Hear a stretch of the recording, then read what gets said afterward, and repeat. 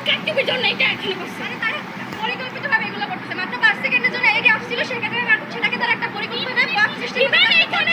এখানে একজন ভুয়া সাংবাদিককে দেখা গেছে, সে বলতেছে 10 মিনিট ধরে নাকি এলইডি অফ ছিল।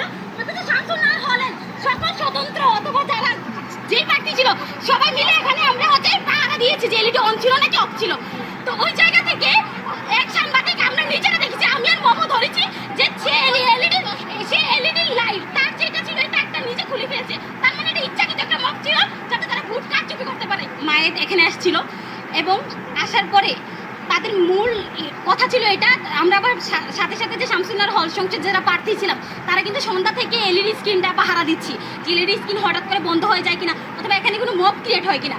পরে যখন মায়ের এখানে আসলো, আসার পরে শুনতেছি যে তাদের যে ভিতরে যে পুলিং এজেন্ট আছে ওই পুলিং এজেন্টকে হচ্ছে তারা এক্সচেঞ্জ করে তাদের যে মনোনীত প্যানেল শামসুন নাহার হল সংসদের এজিএস মিতু সাহাকে ওই প্যানেলে হচ্ছে এক্সচেঞ্জ করবে। মানে তখন ম্যামরা রাজি হয় নাই।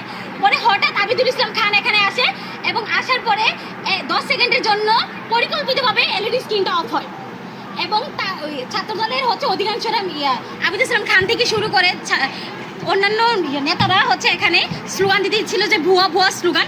তাদের স্লোগান 2 মিনিট ছিল, পরে তারা এখান থেকে হচ্ছে মব ক্রিয়েট করে চলে গেছে। মানে তাদের মূলত যে তাদের প্ল্যান বা কর্মসূচি কি জানি না, কিন্তু তাদের মেইন টার্গেট মনে হয় ডাকসুকে বানচাল করা। এখন আপনারা যে আমাদের সামনে পুলিশ বাহিনী দেখতেছেন, বিশ্বাস করেন যখনই আবিদুল ইসলাম খান তারা আসছে তারা সবাই সরে গেছে। আমরা এখানে এসে আমরা পাহারা দিছি, আমরা সন্ধ্যা থেকে এখানে পাহারা দিচ্ছি, তারা সরে যাচ্ছে। কিন্তু আমরা এরকম সিকিউরিটি চাই না প্রশাসন থেকে। আমরা এরকম সিকিউরিটি চাই। এখন আমরা দরকার পড়লে আমরা এখানে বসে থেকে আমাদের ব্যালট বাক্সে পাহারা দিব, কিন্তু কোনো ধরনের মব এখানে ক্রিয়েট হবে না। এটা আমাদের থেকে স্পষ্ট বার্তা। সবকিছু ঠিকঠাকই চলতেছে।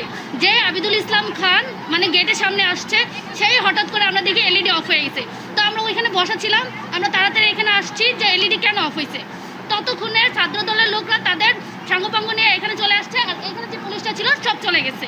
এখন তারা এসে বলতেছে, ক্লেম করতেছে যে এলইডি নাকি 10 মিনিট ধরে অফ ছিল। তারা যখন আসছে কতক্ষণ অফ হচ্ছে আবার অন হইতেছে। এটা উদ্দেশ্য প্রণীতভাবে তারা অফ করছে এবং তারা বলতে চাইতেছে ভোট চড়াইতেছে। কিন্তু আমরা তো দেখতেছি, আমরা তো সকাল থেকে এখানে আসি, তারপর সন্ধ্যা থেকে যখন ভোট গণনা হচ্ছিল তখন থেকে আসি, আমরা তো দেখতেছি ভোট গণনা হইতেছে। কোথায় ভোট চুরি হলো সেটা আমাকে বলেন। 1 মিনিটও হয় না, 1 মিনিটে কয়টা ভোট দেওয়া যায় আর কয়টা ভোট চুরি হইতে পারে এটা বলেন। কারণ আমরা জানিছি এখানে এতক্ষণ মাত্র 3টা পুলিশ ছিল। যখনই দেখছে ছাত্র দলের লোকেরা আসতেছে তার সাঙ্গপাঙ্গ নিয়ে, সবাই ভয় পালাইছে।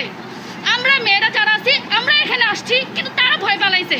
সেই জন্য তারা যেন আর আসতে না পারে, মব সৃষ্টি করতে না পারে, সেই জন্য আমরা এখানে দাঁড়াইছি যেন ওরা কিছু করতে না পারে। ওরা ভিতরে ঢোকার ট্রাই করছে অনেকক্ষণ, আপনারা দেখছেন। 5টা 1 মিনিটে ইউল্যাবে শামসুন নাহার হলের এই কেন্দ্রের এলইডিটা অন হয়েছিল। আপনারা এটাও জানেন যে এলইডি কেন 5টা 1 মিনিট পর্যন্ত অন হয়নি, সেটার জন্য আমরা প্রশাসনকে চাপ দিয়েছি।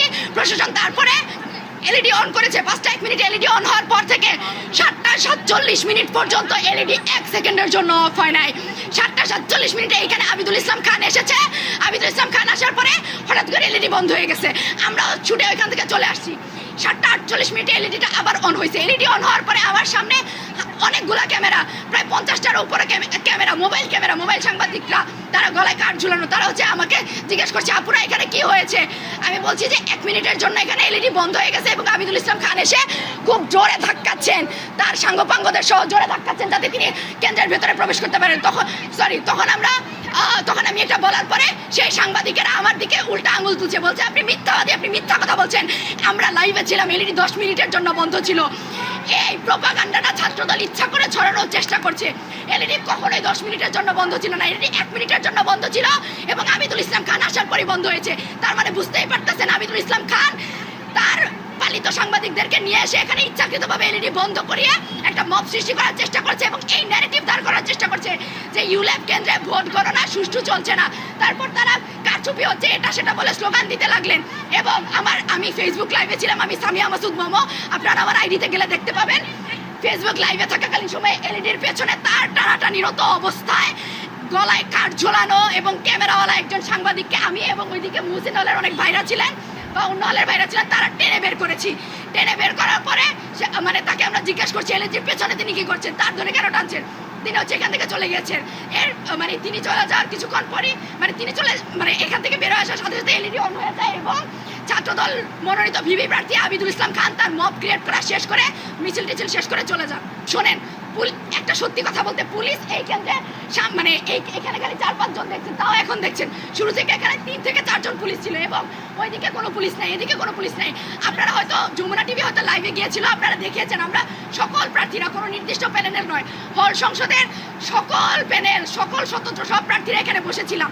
আমরা হচ্ছে এখানে বসেছিলাম, আমাদের পেছনে পুলিশরা মাঠে বসে মানে ঝিমোচ্ছিলেন আর কি, অগণিত পুলিশ। আমরা একজন পুলিশ আপুকে জিজ্ঞেস করে ডাকলাম যে আপু আপনারা কেন হচ্ছে এখানে মানে গেটে গিয়ে পাহারা দিচ্ছেন না? শুনছি তো মানে ক্যাম্পাসে মিছিল হচ্ছে, অনেক কিছু হতে পারে। ওনারা বলতেছে আমাদের উপর থেকে নির্দেশ আসলে আমরা করব, তাছাড়া করব না। এখানে আবিদুল ইসলাম খান যখন আসলেন, যখন এত এত লোক মব ক্রিয়েট করার চেষ্টা করলো, পুলিশ এখানে নীরব দর্শকের ভূমিকা পালন করেছে। পুলিশ ছিলই না, পুলিশরা দুই পাশ থেকে সরে গিয়েছে। আমরা প্রার্থীরা যারা আছি, হল সংসদের সকল প্রার্থীরা এখানে ছিলাম। এই কেন্দ্রটা, এই এলইডিটা আমরা চালু করেছি 5টা 1 মিনিটের পর থেকে। এরপরে কখনো এলইডি বন্ধ হয় নাই, আমরা কেন্দ্র পাহারা দিচ্ছি। যে মব সৃষ্টি করার চেষ্টা হলো উদ্দেশ্য প্রণোদিতভাবে, যেটাকে আমরা উদ্দেশ্য প্রণোদিত মবই বলবো। এবং কিছু ভাড়া করা সাংবাদিক নিয়ে এসে বলা হলো আমরা নাকি মিথ্যাচার করেছি, এলইডি 10 মিনিটের জন্য বন্ধ ছিল। এমন মিথ্যাচার করে মব সৃষ্টি করে কেন্দ্রের ভেতরে ঢোকার চেষ্টা